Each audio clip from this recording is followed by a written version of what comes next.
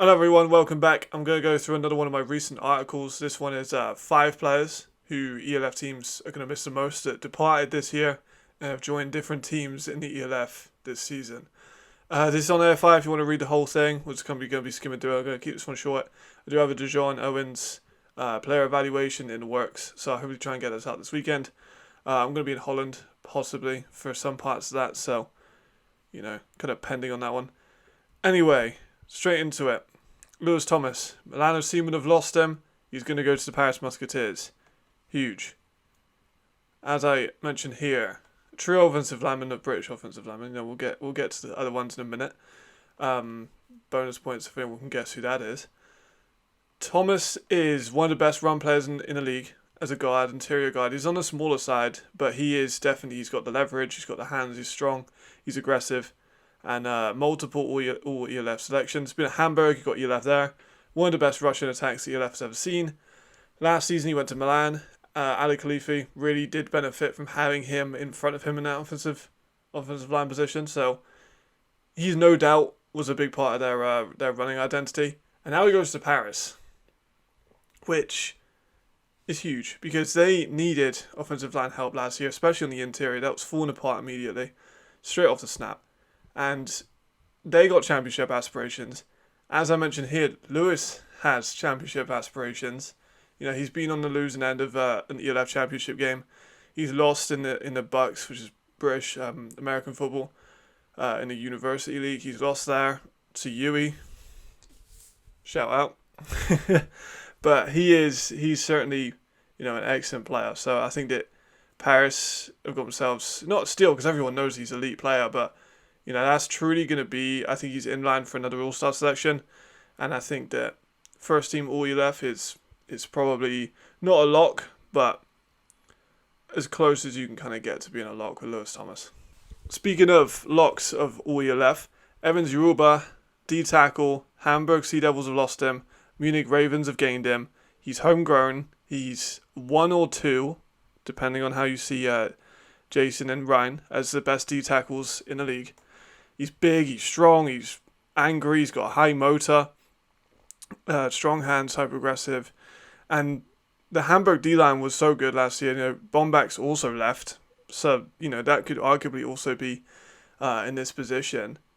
But I went for him as he is probably the top 2, whereas, Bombax, he's definitely in the mix, but Evans is that guy. And he's going to meet the Ravens. They need a defense last year, and they've got it. They've got Kendra Ellison, the former DC of Hamburg, who is going with him to Munich, so it won't even be like a different, culture shock or a different system. I imagine he's going to utilize him in a lot of the same way. And Hamburg were bleeding a lot this year, and Evans is just a continuation of that. They lost probably their best player on the field. Him and Malik Stanley, I'd say, are probably the best players they had, regardless of position. And they've lost both of them, because Stanley isn't re-signed anywhere yet, as of now. And Evans just has gone to Munich, which is also, a German team, rival, with championship aspirations. It's huge. It's a huge fumble on Hamburg's part. And as far as I'm aware, they're not going to be able to replace his level of impact. So that's why Hamburg kind of fell short a little bit in the power rankings. If you're interested in that, I'll link that in the description. I'll put a card up somewhere. And Munich Ravens have just gained like a huge amount of run support and pass support because you can definitely get home there. So yeah, Evans Yoruba, another big miss. Moving on to my second British offensive lineman that I have talked about, not the last, but Lawrence Cornwall Baptiste, offensive lineman because you can play tackle, you can play guard on both sides of those positions.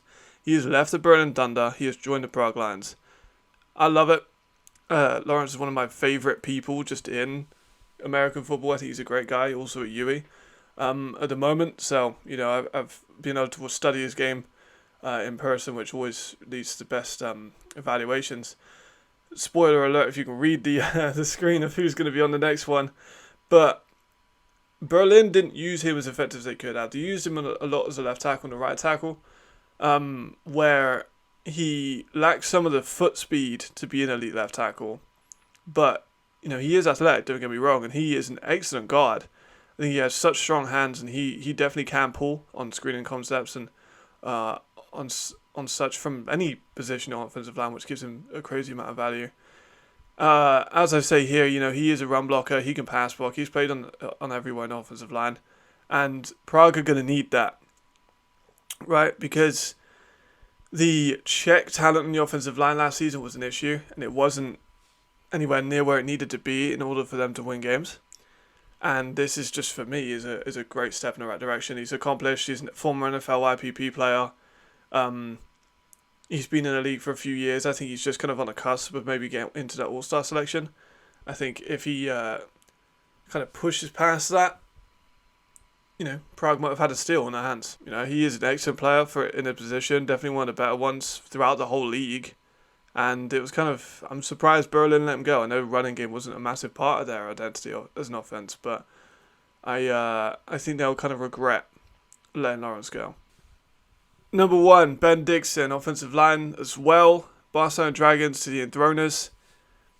The Dragons' offensive line, as I mentioned, was quietly really good. And I was picking between Theodore Landstrom for this pick as a receiver. I'll talk about both.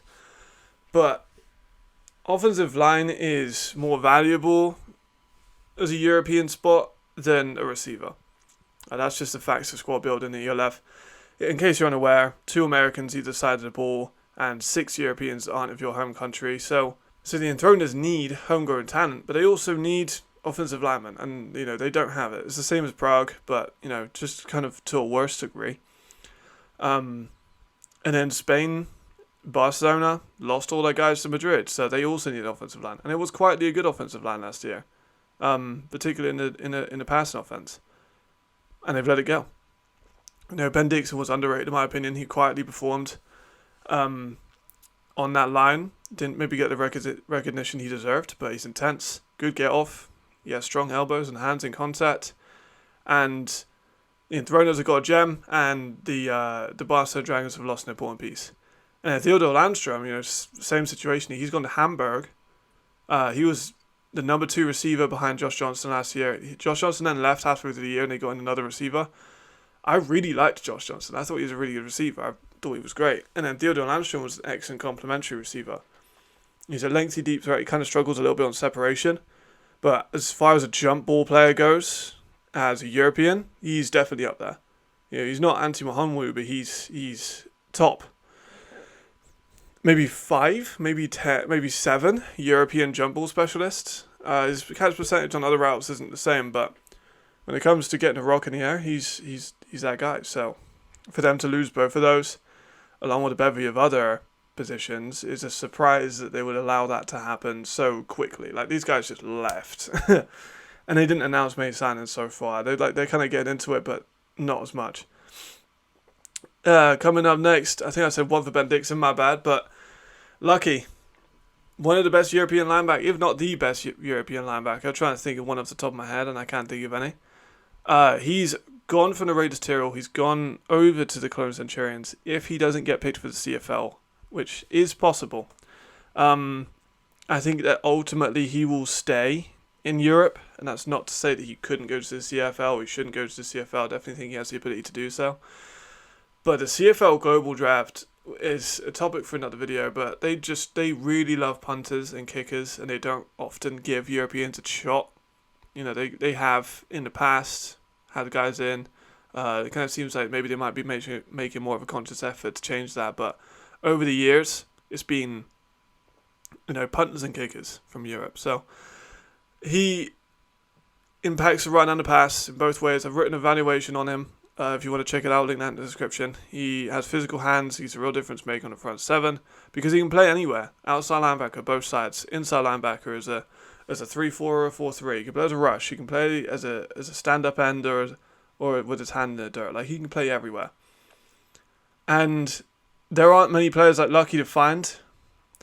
There also aren't many players like Lucky that are homegrown players.